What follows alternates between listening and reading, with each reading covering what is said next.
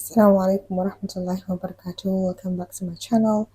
If you're new here, ahlan wa sahlan wa marhaba. Don't forget to use the subscribe button so that you can get notified whenever I post. And if you're a returning subscriber, jazakumullah khair for always watching my videos.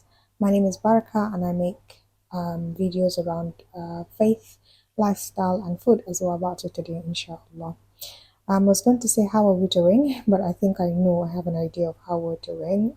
It's been a crazy, subhanallah, and overwhelming, a daunting couple of weeks, um, for us and our brothers and sisters around the world generally. Sudan, Palestine, Afghanistan, all of these places, subhanallah.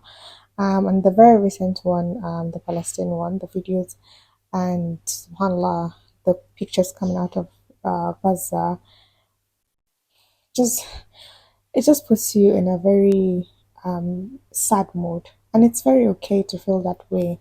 It just shows that your heart is alive and truly and really we're actually, one ummah as the Prophet peace be upon him described. But you don't stop wondering, don't stop thinking to yourself how human beings that Allah subhanahu wa ta'ala has created, you know, are able to do this to another human being, on the surface of earth, that Allah has created.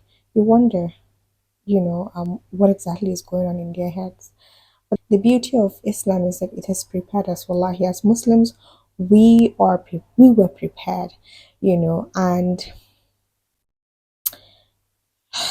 although it is very overwhelming, and we can't stop wondering, we know that Allah Subhanahu wa Taala has a plan. What the plan is, we do not know. And it's okay because it just shows that we as human beings have limited understanding. And Allah subhanahu wa ta'ala is the all knowing, right? And even though we do not know what the plan of Allah subhanahu wa ta'ala is, we continue to hold on to Allah subhanahu wa ta'ala and we continue to stay hopeful. We cannot, we cannot lose hope, we as Muslims are people of Alhamdulillah and we remain people of Alhamdulillah. We'll continue to pray for our brothers and sisters in Palestine and all around the world because we know that Allah subhanahu wa ta'ala is Al-Qadir, Al-Qadir. He's able and he is capable. Um, whilst I was doing a lot of reading around, just trying to learn and to know for myself what exactly is going on around the world. It just dawned on me, subhanallah, that I don't think I've ever tried anything from Palestine, subhanallah. I have tried once makulub. I hope that's what makuluba. I hope that's what it's called. It's like a rice from the Arab world, but I think that it's like the jollof rice, our jollof rice in Nigeria, where every other African is claiming it. So I wanted to really see for myself, like what I could try that was very Palestinian, that originated from Palestine. And another thing that inspired this particular dish is the fact that I sent my husband to actually get some tortilla breads. And again, you know what men can be like, I know it, I can't do it, I can't buy it, and then they'll go and buy you rubbish. So he got this particular bread that I could not use, subhanAllah, and I just kept it somewhere. And so whilst I was checking for dishes, I was checking for a dish that was, a dish that was very bread related or very bread accommodating. Alhamdulillah, I came across this one. This particular one, I don't know the reason why I fell in love with it. Maybe because it was easy breezy and I like easy breezy dishes. But yes, I saw it and I fell in love with it and I knew that I was going to try it, right? And luckily enough, I had, most. I think the only thing that I didn't have at home was the pine nut and I just walked down, the store to get it, alhamdulillah. So let's try something Palestinian. Let me show you guys how I make the dish and what I learned from it and what I'm going to be doing differently, inshallah, the next time that I try it. Will I be trying it again? Absolutely, because I loved it. So stay tuned, follow me, and let's make this dish. So first I defrosted and washed up some chicken that I had in the freezer, and then I added some chopped onions, cardamom, cinnamon stick, peppercorns and cloves, and then I stared and tried to stare. It was so hard doing this with one hand because I was holding my phone with one hand. And then I added a cup of water to allow it to cook and boil up, after which I covered it up to cook. And then I went to chop my onions, which is a star of the dish. Doesn't matter if it's white or red onion, you just have to do a lot of chopping. And I ended up sabotaging myself because, I mean, the onion is the star of the dish, but I chopped just very little onion because I was so scared. I was like, why are we eating so much onion? But apparently, you need a lot of onion to make the dish. So here is me chopping and chopping and chopping away. In my mind, I thought I was actually chopping a lot of onions, but I lied. So I went back, checked my chicken was done, and then I placed in a pan on the fire, added some olive oil, and then added my chopped onions. I added a bit of salt, which I didn't show. After which I reduced the heat and then got a bowl, added some garlic in it and some lemon juice. This was me trying to do everything with one hand while holding my phone with another. It wasn't the easiest. Shout out to all the food bloggers out there. Then I added the star of the dish, which is sumac. It wasn't you can get from any of the big or international supermarkets out there.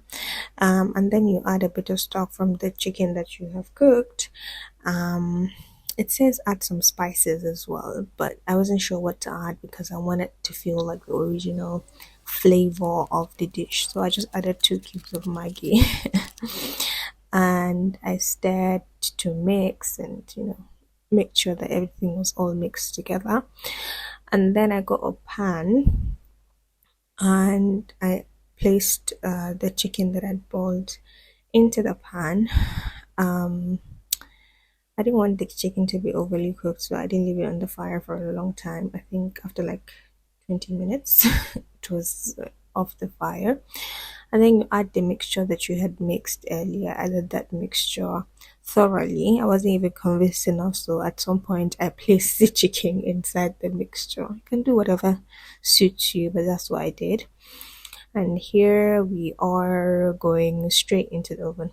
So most people use chicken with skin. You should do that as well. So I went back to my onion, the one I left on the fire earlier. Remember, I reduced the heat and I added some sumac.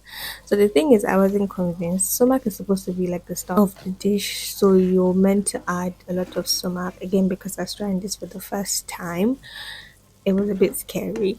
But I kept adding and adding and adding and just stirring. I can't tell you the quantity of sumac that I added. So just again, here is it. I've added another one again.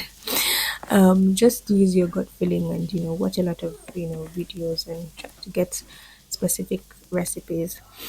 Yeah, this is the bread that my husband got, and I added some olive oil to the bread. Apparently, if you're eating the dish and olive oil is not dripping, you're not doing it right. So you add your chicken stock again to the bread. In most of the videos, they were soaking the bread in the stock, but I have an attitude towards stock. And then you add your onions. This is me going back to check my chicken if it's well cooked. Again, like I said earlier, try to use a chicken with the skin on, because mine didn't have the skin on. I had to put a bit of oil. So yeah, that's what I'm going to do differently next time. So this is me just putting my bread and onions in the oven. I left it for about 10 minutes ish, and then after which I brought it out, and as you can see, the olive oil was already dripping. I added the chicken. My house was smelling so good. Oh my god.